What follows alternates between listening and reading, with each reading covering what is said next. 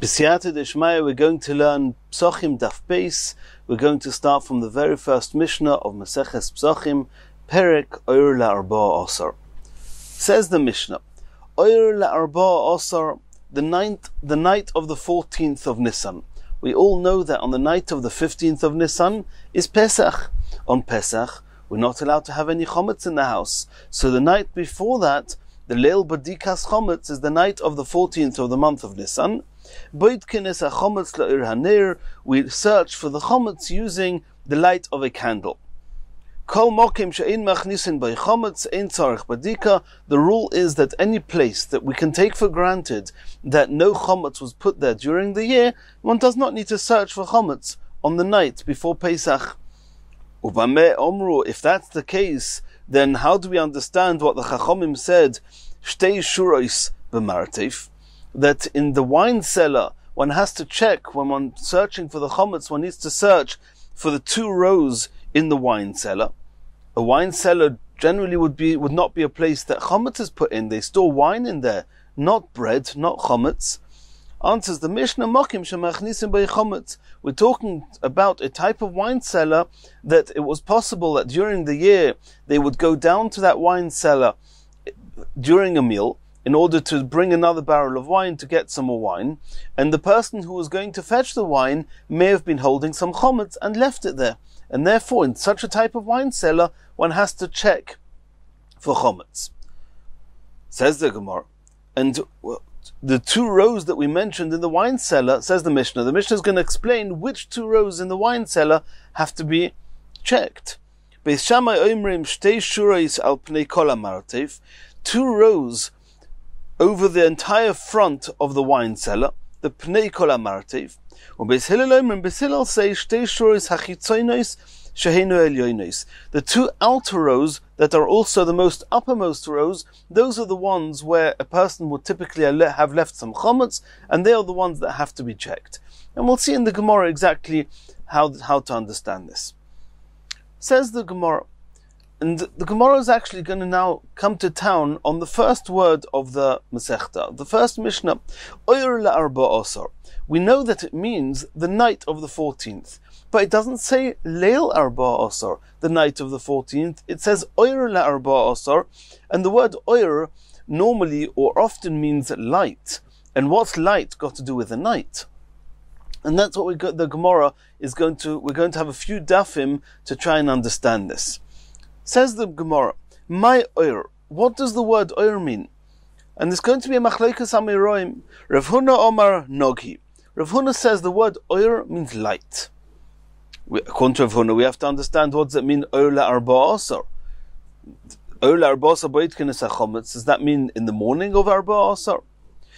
Rav Yehuda Omar Leili. Rav Yehuda says that Oyer la'arba asar actually means the night of the 14th of Nisan. Says the Gemara, Kasolka daitach. At this stage in the Gemara, it would seem, Demanda Omar Noki, the one that says light, which was Rav Huna, Noki mamish. It means in the daylight hours, which means that according to Rav Huna, at this point in the Gemara, we'll understand the Mishnah means you do bedikas chometz on the day of the 14th of Nisan, not the night of the 14th of Nisan. Umanda Omar Leili. And according to Rabbi Yehuda, who says that the word Oyer means night, Laila mamish, it means night, the night of the 14th of Nisan. And now the Gemara is going to challenge sometimes Rav Huna, sometimes Rav Yehuda. We're going to have 10 challenges on today's daf. Let's start with the first one, Meisvei. It says in the Pasuk, Haboiker Oyer, the morning Oyer, V'anoshim shulchu, and the men were sent off on their way. So from the fact that it says the morning Haboiker Oyer, it would seem that the Alma Oyer Yomamahu. It would seem that the word Oyer means light, means daytime hours. That's what it says, Haboiker Oyer, morning, which was Oyer, which is called Oyer, and they sent the men. So this seems to be a proof to what Rav Huna says against Rav Yehuda. Answers the Gemara, no. Miksiv haboiker Oyer, if it would have Miksiv ha'oyer boiker, if it would have said ha'oyer boiker, then we would assume that oyer means boiker, means day, means morning. It's not what it says. It says ha-boiker oyer ksiv. Command to Omar, it's as if it says tzafra nohar, that it's as if it's saying when the morning became light. Everybody agrees that oyer could mean light. The question is, does it mean night or does it mean daytime? Does it mean day? But everybody agrees it could mean that it became light. So if the word in the pasuk oyer, if it would say ha'oyer boiker, then we would have proof that the word oyer actually means day. And then oyer la'arba'asar, now Mishnah would be the day of the 14th. But it doesn't say that. It just says the ha'boiker. It says ha'boiker oyer. It just means when the morning became light. Even Rabbi Yehuda agrees that the word oyer can be used in this context. Uked Rabbi Yehuda Marav, and the pasuk is actually alluding to something that Rabbi Yehuda Marav taught us about what's the most appropriate time for people to go out. When a person is traveling, he should enter his lodging, his home, when it is good, ki toiv, when it is good, and he should leave when it's good, which means that he should enter the home when it's still light, before it gets dark, and he should leave his home in the morning after it's become light, because toiv and light are strongly associated, and that's what this pasuk is alluding to. But either way, we only see in the pasuk that oyer could be called when something becomes light. But when we say oyer la'arba'asar, that doesn't necessarily mean the day of arba'asar, it could mean the night of arba'asar. Continues the Gemara, Meisvei, we're going to have another question. Uka-oyer boiker yizrach shomesh. Like the oyer boiker, which is oyer of the morning, oyer morning, yizrach shemesh, the sun will shine. What does that mean? Alma oyer yamamahu. Here it does say oyer boiker, that oyer which is morning, and yizrach shemesh, the sun is going to shine. So you see that oyer actually means daytime. Says the Gemara, no. Miksiv oyer boiker. It doesn't say oyer boiker, that oyer is morning. No, it says uka oyer boiker ksiv. It's just, there's a kof prefix to the word oyer, coming to teach us something similar to the time when it starts getting light. V'hachi komer, and this is what the pasuk could mean. Uka oyer boiker ba'olam hazeh. In the same way as in this world, as the morning starts getting light, which is actually the time which is the darkest point in the day, it's just about daybreak. Is going to be like the shine of the sun for the tzaddikim in Olam Haba. Which means that in Olam Haba for tzaddikim, the daybreak, the point of light called daybreak, is going to be so shiny, is going to be so bright, like the shine of the sun that we know today. And they're going to experience that right at the beginning of their day at daybreak. So again, ka'oyer boiker doesn't mean that the day is called oyer, or oyer is referring to day. It's referring to a point in time when the day starts getting light. Continues the Gemara, Meisvei, another question. Vayikra Elokim la'oyer yom. The pasuk in Parshas Bereishis, Hashem called oyer. What did He call oyer? Yom, day. This alma oyer yamamuhu. This quite clearly seems to tell us that the word oyer means day and doesn't mean night. Says the Gemara, no. It doesn't mean that oyer means day. And the word vayikra doesn't mean He called, as in He gave it a name. Rather, hachik omar, lemeir uba kor yom, which means that the time when it becomes light, as the day starts becoming light, that is the point in time where day starts. So it's not actually calling oyer day. No, oyer is just light. And we said everybody agrees that oyer could mean light. So when it became light, that's the start of the day. Elomeato, if that's how you're going to learn the words in the pasuk, Vayikra Elokim la'oyer yom, Elomeato, if so, then the next words in the pasuk, V'lachoshech kara layla, and the darkness He called night, you would also have to understand Lemachshech uba kara layla, as it starts becoming dark. In the same way as day is when it starts becoming light, then so too when it starts becoming dark, it should be called Laila. And we know that's not true. We've learnt in Masechet Brachos, it's only called night when it's properly dark, not when it starts getting dark. So if the word lachoshech doesn't mean when it starts getting dark, then la'oyer also doesn't mean when it starts getting light. And then we're back to our question, that if it says la'oyer yoim, it seems to be that Hashem called oyer, gave the name of oyer, he gave it the name yoim. And that would be proof to Rav Huna, not like Rav Yehuda. This is how we have to read the pasuk, that it should not be a contradiction to anyone. That means now the Gemara is explaining that the Vayikra doesn't mean that he didn't call the Oyer day. He didn't call the part of the day when it starts getting light. He didn't call that day either. What was going on? The word Vayikra actually means that he called after them, not he gave it a name. Elahachi ka'omar, Karyo Rachmona, Hashem the merciful one, he called for the light, Linahira, Upokte amitzvasa diyamama, and he commanded it that he was going to reign, he was going to serve during the day hours. V'karyo Rachmona lechashaycha, and Hashem called out to the darkness and said to it, Upokte amitzvasa delayla, and told it that the time that it is going to serve the world is during the night. And the light and dark that we're mentioning here is referring to the source of all light, even beyond what we know as the sun. The sun is something that gives us a tremendous amount of light, but the source of light is even deeper than that and transcends any physical being. And to that power, to that koyach called Oyer, Hashem said, you're going to reign during the day. So then, once it's Vayikra, just means Hashem called them to give them an instruction. He didn't actually call them a name. Then we have no proof from this pasuk to our discussion. Meisvei, the Gemara is asking another question. The pasuk says, "Haluluhu kol koich ve'oyer," that all the stars of Oyer are going to serve Hashem. Alma Oyer urtuhu. Here we see a proof that Oyer actually means night. What does it mean, koich ve'oyer? The stars of the night. No stars in the day. You don't see the stars in the day. So you see that night is referred to as Oyer, like Rav Yehuda says, not like Rav Huna said.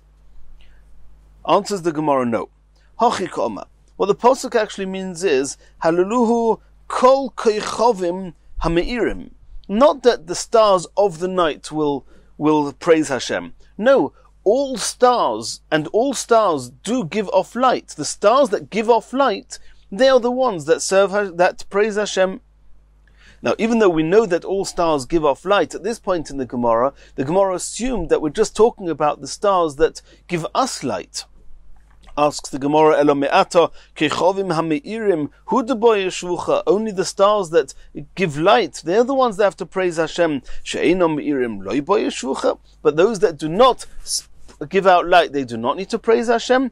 That can't make sense. V'aksiv haluluhu kol tzvav. The pasuk says that all of Hashem's tzvav, all his hosts, or however you want to call the tzvois of Hashem, all the stars, all the galaxies, everything has to praise Hashem. So why does the pasuk only speak about the koich ve'oyer? Elohaka mashmalon. What the pasuk is actually teaching is as follows. All stars, whether we see them or not, they all give out light, and they all have to serve Hashem. They all have to praise Hashem. And the pasuk could have just said, Hallelu kol koichovim. All stars have to praise Hashem. But the pasuk wanted to tell us an added point. That even the light of the stars, though all stars have light, some stars we don't see the light. All stars, they praise Hashem. But the pasuk wants to impress on us that those stars, that we see the light of them, we consider their light as being a significant measure of light. The light of the stars, nami oirhu, they're also considered light. Lemay nafkamina. What halachic ramification or relevance does it have if the light of the stars is considered light or not considered light? It makes a difference. If somebody makes a vow, a promise not to have any benefit from the light, Ditnan, we learnt in a brisa, if somebody vows not to benefit from any oyer, Osur ba'oron shel koichovim. We don't say the sun, the moons give a significant amount of light. That's the light you're not allowed to have benefit from. Even the light of the stars, you're not allowed to derive benefit from. They're also considered oir. Continues the Gemara with yet another question. Meisvei. The pasuk says, Lo'oir yakum roitzeach. At oir, the murderer arises. Yiktal oni, killing the poor. Ve'evyoin, and the destitute. U'balaylo yihika ganov. And at night, he will be like a robber, like a thief. So it seems from the pasuk that in contrast to Laila, it says that Lo'oir, that in oir, the murderer gets up. So it's quite clear from here. Since the end of the pasuk says that at night this person will be like a thief, we understand Alma Oir Yamamahu, that the word Oir mentioned at the beginning of the pasuk means day. During the day he will murder, and at night he will steal. So you see clearly the pasuk calls day with the term Oir. Answers the Gemara Hosam Hachikoma. What the pasuk actually is saying is as follows. If it's clear to you like light is an expression of clarity. If it's clear to you like light that this person who is coming to you, he's coming b'machteres. We're talking about somebody who's coming in by some form of hidden. He's tunneling his way into the home in quiet and secrecy, and so not to be caught. And we know that if this person is going to be challenged by the homeowner, then this person may end up killing the homeowner. So if you see somebody tunneling their way into somebody else's house, then you're actually allowed to assume that he could kill somebody, and you're allowed to kill him first. However, if it's clear like light that the anafosha is koi, which means that it's clear that he's going to, and he could potentially kill somebody, then ritzeachi, then he's considered a murderer, and you can kill him first. You can save the victim, a potential victim, by taking the life of this person. However, if it's not clear to you, it's just a doubt whether he would actually kill or not, then you should see this person who's tunneling his way into his friend's house, see him just as a thief, not as a murderer, and you're not allowed to kill him in order to protect the victim. And in practical terms, what this means is that anybody who is tunneling their way into anyone else's home, besides for a father tunneling his way into his son's home, we take it for granted that he would kill, and therefore it's compared to clarity like day, and one can actually kill the thief to protect the victim. However, when there's doubt, which means when it's a father tunneling his way to his son, where most chances are that he's not going to kill his son, even if his son challenges him, then in that case, you have to treat this father, you have to treat this thief as a thief, not as a murderer, and you're not allowed to kill him. But either way, the word oir in the pasuk here is referring to clarity, which is light and clarity, not to day. Continues the Gemara with the next question. Meisvei. The pasuk says, Yechshachu koichvei nishvoi, that the stars of the night are going to be dimmed. Yekav la'oir, and they will crave for oir. Ve'ein, and there will be none. They won't find this oir. And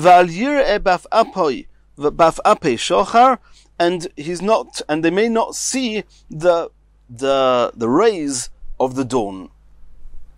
Says the Gemara, since the pasuk says that they're going to crave for oir and they will not find any, that seems alma oir yamamuhu. So it seems that the word oir is day. They're going to crave for daylight, and they're not going to see any daylight. So you see here that oir means day, like Rav Huna, not like what Rav Yehuda said. Answers the Gemara, no. Here too, the word oir means light, not day. Why? Eov was actually cursing his own mazel, his own fortune. Omar, and he was saying, Yehiravo may be Hashem's desire, his will. Delitzpe hach gavra, that this person, referring to himself, linohira, he should wait for for daylight, for light, and not find it. He was hoping he wouldn't survive the night.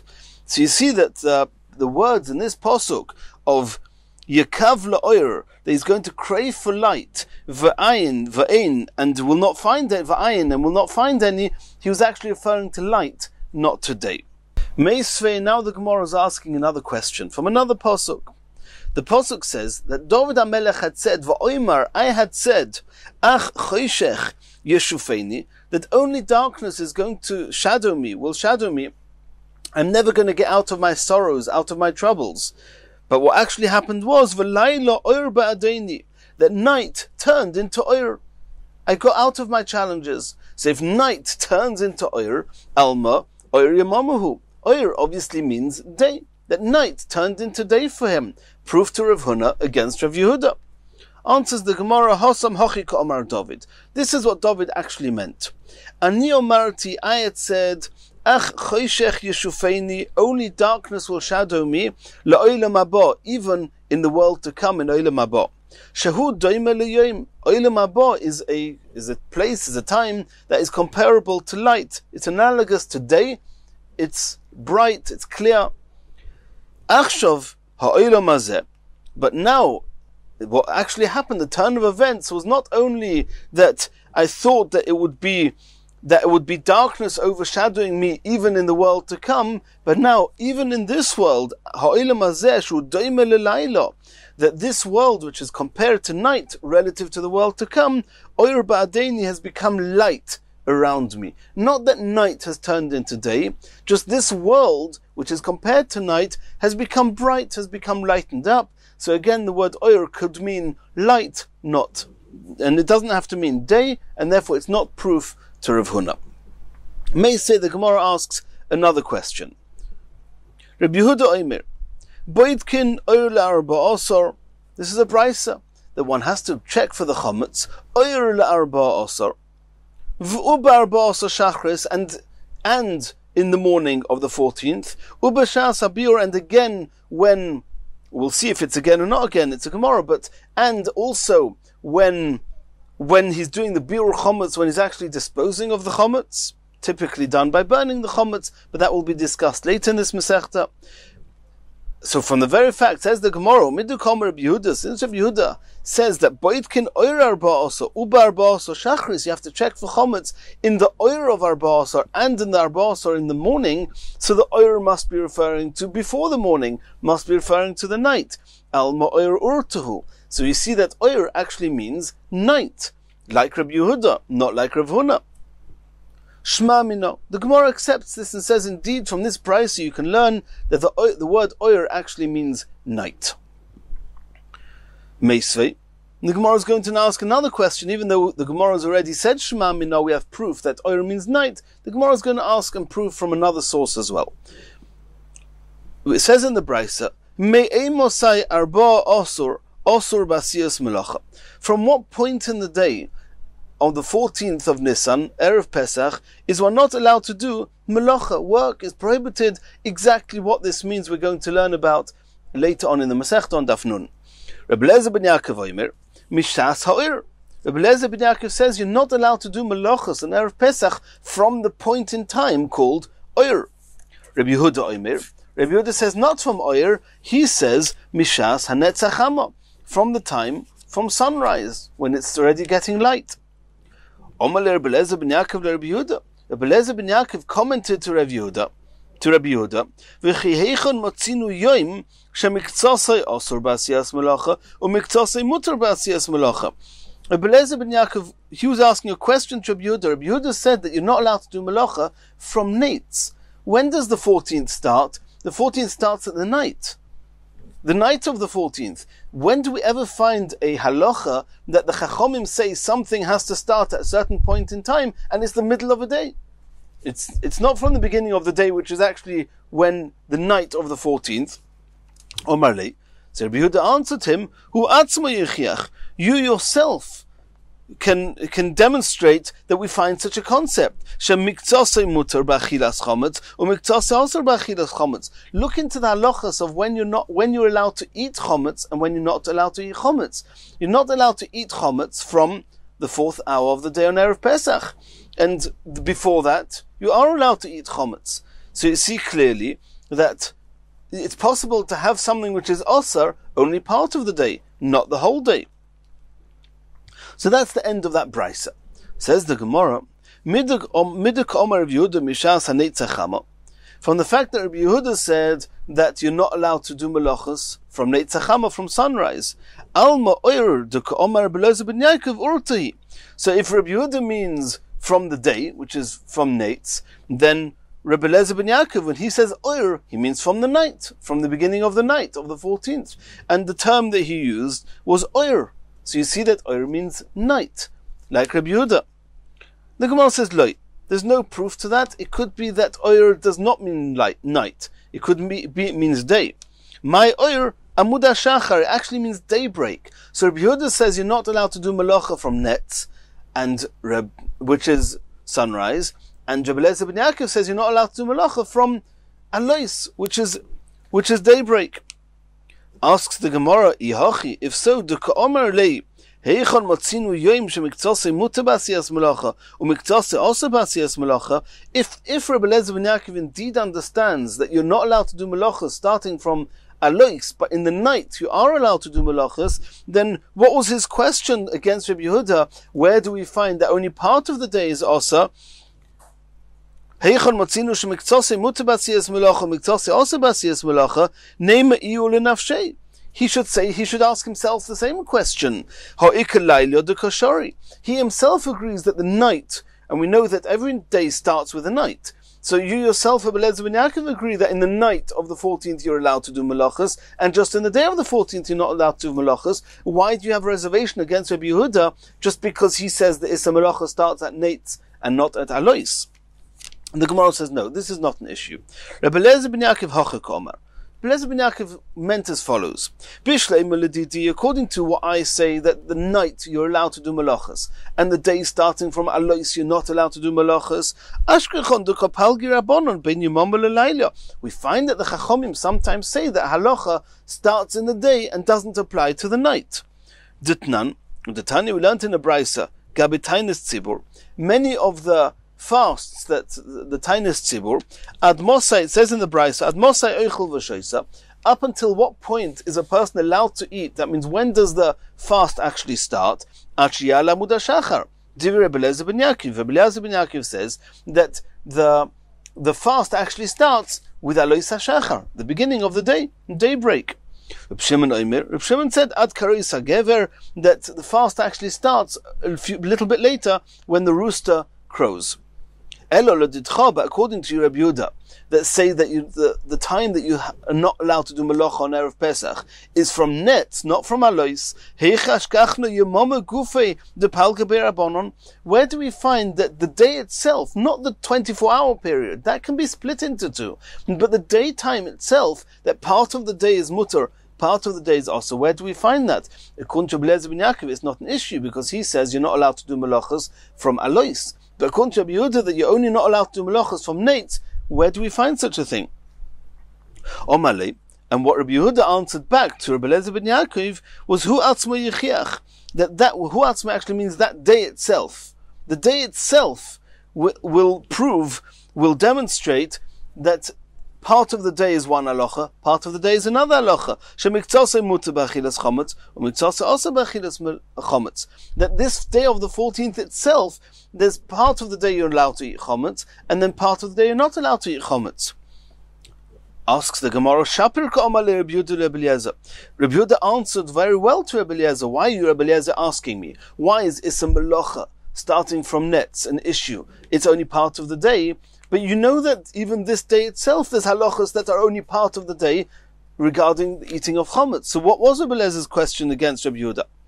Answers the Gemara, this is what Rabbi Eliezer would answer to Rabbi Yehuda. Amina lecha ano, melacha d'Rabbanon, v'at omrosli chametz d'Oraisa. The issa of eating chametz is a min haTorah. We learn out from Psukim later on in the Masechta exactly where we see it in the Psukim. But the fact that you're not allowed to eat chometz on part of the day of the 14th of Nisan, that's a pasuk in the Torah. We don't ask questions on the pasuk in the Torah. It doesn't have to make sense. But the Chachomim, when they make a gezerah, for example, not working on Erev Pesach, that's something which the day shouldn't be split up. So I asked you a question on Derabonons, you're answering me back in the question in Deraisis. The ad hocha oser rachmona, v'ad hocha shor rachmona. In Deraisis, the Torah Hashem can say, till here you are allowed to eat chometz, and from here you're not allowed to eat chometz. But when the Chachomim make a gzeira, that should not be the case. V'idach, what would Rabbi Yehuda answer to this? It seems Rabbi Eliezer is asking a good question. Why are you, Rabbi Yehuda, talking about a Rabbanon halacha of not working on Erev Pesach? Why are you starting it from the nets and not starting it from the beginning of the day from Alois? So says Rav Yehuda, no, I'm still staying with my claim that from this day itself I can see that the day is split into two, even in the Rabbanons. Because it's true that min HaTorah there's a certain point in the day that you're not allowed to eat chometz. Okay, but that wasn't what Rav Yehuda was coming from. Rav Yehuda is saying that the Chachomim added on a couple of hours, that before that, 2 hours before the time that the Torah says you're not allowed to eat chometz, the Chachomim said you're not allowed to eat chometz. And those 2 hours are midrabanon. As you see, the Chachomim just prohibited 2 hours and didn't say you're not allowed to eat chometz from the beginning of the day. Shois derabanon. There are the extra hours midrabanon that you're not allowed to eat chometz, and you see they didn't say that you have to stop eating chometz from alois. V'idach, how's Rabbi Eliezer going to answer that? Since over there the main issue is not eating chometz on Erev Pesach, which is a min HaTorah halacha. The Torah said that you're not allowed to eat from a certain point, from 6 hours. The Chachomim added on 2 hours because there was an issue there. People will make a mistake. It will be a cloudy day. Whatever the discussion is going to be. So the Chachomim added on a couple of hours onto the Doraisa. So it makes sense they should add on just a little bit and not add on the whole day from the beginning.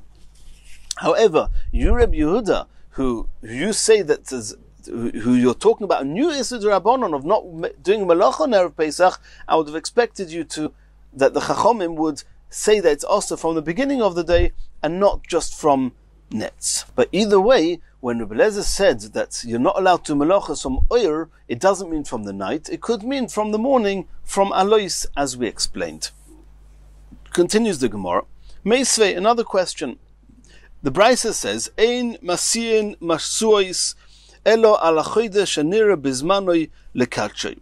There's a halacha of ibur hachodesh, when a regular month would have 29 days and day 30 would be Rosh Chodesh. If the month is called a mu'uberes, so to speak, pregnant, when there's a visible extension to the month, which means that it has 30 days, then day 31 becomes Rosh Chodesh, becomes the first day of the next month.